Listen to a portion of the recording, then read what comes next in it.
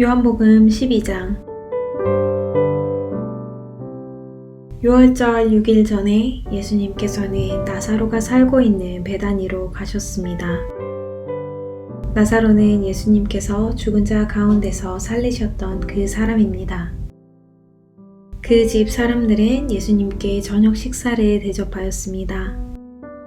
마르다는 음식을 접대하는 일을 맡았고, 나사로는 예수님과 함께 식사하는 사람들 속에 있었습니다. 마리아가 매우 비싼 나드 향유 곧 300g을 가져와서 예수님의 발에 붓고 자기의 머리카락으로 그 발을 닦았습니다. 그러자 그 향기가 온 집안에 가득하였습니다. 예수님의 제자 중 한 사람인 가룟 사람 유다가 그곳에 있었습니다. 그는 나중에 예수님을 배반할 사람이었습니다. 유다가 말했습니다. 이 향유를 팔아 그 돈을 가난한 사람들에게 나누어 주는 것이 좋지 않은가? 이것은 300데나리온에 해당하는 값비싼 것인데 말이야. 그러나 유다가 정말로 가난한 사람들을 생각해서 이 말을 한 것은 아니었습니다. 그는 도둑이었기 때문에 이런 말을 한 것입니다. 그는 돈주머니를 관리하는 사람이었는데 종종 돈주머니에서 돈을 제 마음대로 꺼내 쓰곤 하였습니다. 예수님께서 말씀하셨습니다. 이 여자가 하는 대로 내버려 두어라. 마리아는 내 장례를 치를 날을 위해 이 향유를 준비해 둔 것이다. 가난한 사람들은 너희와 항상 함께 있겠지만 나는 너희와 항상 함께 있지는 않을 것이다. 유대인들이 예수님께서 베다니에 계시다는 소식을 들었습니다. 그래서 그들은 예수님만이 아니라 예수님께서 죽은 자 가운데서 살리신 나사로도 보려고 크게 무리를 지어 그곳으로 왔습니다. 그러자 대제사장들은 나사로까지 죽이려고 모의하였습니다. 이렇게 그들이 나사로를 죽이려고 하는 것은 나사로 때문에 많은 유대인이 예수님께 가서 그분을 믿었기 때문입니다. 다음 날 6월절을 지키러 온 많은 무리들은 예수님께서 예루살렘으로 오신다는 소식을 들었습니다. 그들은 손에 종려나무 가지를 들고 예수님을 맞으러 나갔습니다. 그리고 외쳤습니다. 호산나, 주님의 이름으로 오시는 자에게 복이 있을 것이다. 이스라엘의 왕에게 복이 있을 것이다. 예수님께서는 어린 나귀를 발견하시고는 성경에 기록된 대로 그 위에 타셨습니다. 시온에 따라 두려워하지 마라. 보아라, 너의 왕이 오신다. 그분은 어린 나귀를 타셨다. 예수님의 제자들은 처음에 이 말씀을 깨닫지 못했습니다. 그러나 예수님께서 영광을 받으신 뒤에야 비로소 이 말씀이 예수님에 관해 기록된 것이라는 사실과 사람들이 예수님께 이렇게 하였다는 것을 알게 되었습니다. 예수님께서 나사로를 무덤 밖으로 불러내시고 그를 죽은 자 가운데서 다시 살리실 때 예수님과 함께 있던 많은 군중들은 계속해서 예수님께서 행하신 일을 증언하였습니다. 이처럼 많은 사람이 예수님께서 행하신 이 표적에 대한 소문을 들었기 때문에 예수님을 맞으러 나왔던 것입니다. 그래서 바리새인들은 자기들끼리 이렇게 말했습니다. 보시다시피 우리 계획은 하나도 성공을 거두지 못했습니다. 온 세상이 저 사람을 따르고 있지 않습니까? 6월절에 예배드리기 위해 예루살렘에 온 사람들 중에 그리스 사람들이 더러 있었습니다. 이 사람들이 갈릴리 벳세다 출신인 빌립에게 와서 요청했습니다. 선생님, 우리가 예수님을 뵙고 싶습니다. 빌립이 안드레에게 가서 말하였고 안드레와 빌립은 다시 예수님께 그 말을 전했습니다. 예수님께서 그들에게 대답하셨습니다. 인자가 영광을 받을 때가 왔다.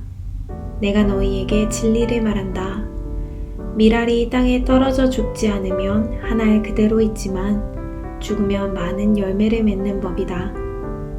자기 목숨을 사랑하는 사람은 목숨을 잃을 것이지만 이 세상에서 자기 목숨을 미워하는 사람은 영원히 목숨을 보존할 것이다.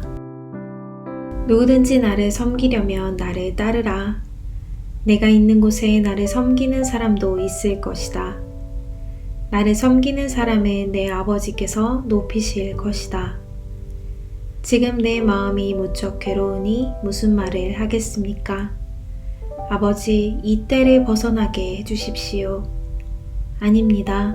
나는 이 일 때문에 이 때에 온 것입니다.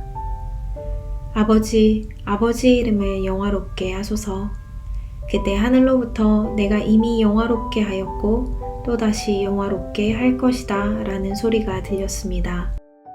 곁에 서서 이 소리를 들은 많은 사람이 천둥 소리가 들렸다고 말했습니다.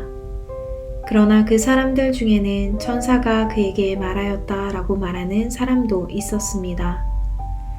예수님께서는 이렇게 대답하셨습니다. 이 소리는 나를 위해서가 아니라 너희를 위해서 들린 것이다. 이제 이 세상을 심판할 때가 되었다. 이제 이 세상의 통치자가 쫓겨날 것이다. 내가 땅에서 들려 올라가게 되면 나는 모든 사람을 내게로 이끌 것이다. 예수님께서 이런 말씀을 하신 것은 자신이 어떤 식으로 죽을 것인가를 보이려는 것이었습니다. 군중은 이 말을 듣자 이렇게 말했습니다. 우리는 율법에서 그리스도가 영원히 계실 것이라고 들었습니다. 그런데 당신은 어떻게 해서 인자가 들려야 한다고 말씀하십니까? 당신이 말씀하시는 인자란 도대체 누구입니까? 그러자 예수님께서 대답하셨습니다. 빛이 잠시만 더 너희와 함께 있을 것이다. 빛이 있을 때에 다니면 너희는 어둠에 사로잡히지 않을 것이다. 어둠 속에서 다니는 사람은 자기가 어디로 가는지 모른다. 빛이 너희에게 있을 동안 빛을 믿어라. 그러면 너희는 빛의 아들이 될 것이다. 예수님께서는 이 말씀을 하시고 그들을 떠나 숨으셨습니다. 예수님께서 이 모든 표적을 사람들 앞에서 행하셨지만 그들은 여전히 예수님을 믿으려 하지 않았습니다. 이것은 이사야 예언자의 말씀이 이루어진 것입니다. 주님이시여, 우리가 전한 것을 누가 믿었습니까? 주님의 능력이 누구에게 나타났습니까? 이런 이유 때문에 사람들은 믿을 수가 없었습니다. 다시 이사야 예언자는 말하였습니다. 주님께서 그들의 눈을 멀게 하시고 그들의 마음을 완고하게 하셨으니 그들이 눈으로 보고 마음으로 깨닫고 돌아와 고침을 받지 못하게 하려는 것이다. 이사야가 이런 말을 한 것은 그가 예수님의 영광을 보고 예수님에 관하여 말했기 때문입니다. 그러나 동시에 지도자들 중에서도 예수님을 믿는 사람이 많이 생겼습니다. 하지만 그들은 바리새인들 때문에 예수님을 믿는다고 고백하지는 못했습니다. 그들은 회당에서 쫓겨날까 두려워했습니다. 그들은 사람에게 칭찬받는 것을 하나님께 칭찬받는 것보다 더 좋아했습니다. 그때 예수님께서 큰 소리로 말씀하셨습니다.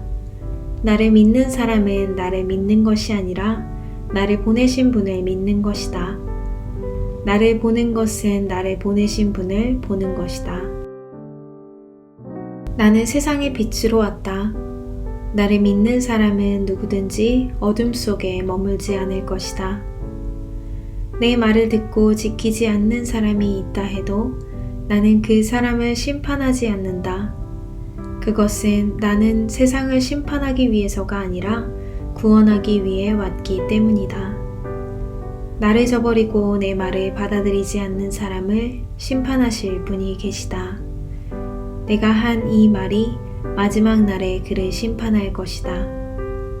내가 한 말은 내 스스로 한 말이 아니다. 나를 보내신 아버지께서 무슨 말을 해야 할지 또 어떻게 말해야 할지를 내게 명령하셨다. 그리고 나는 그분이 하신 명령이 영생이라는 것을 안다. 그러므로 내가 말하는 것은 무엇이든지 아버지께서 내게 그렇게 말하라고 말씀하신 것이다. 아멘.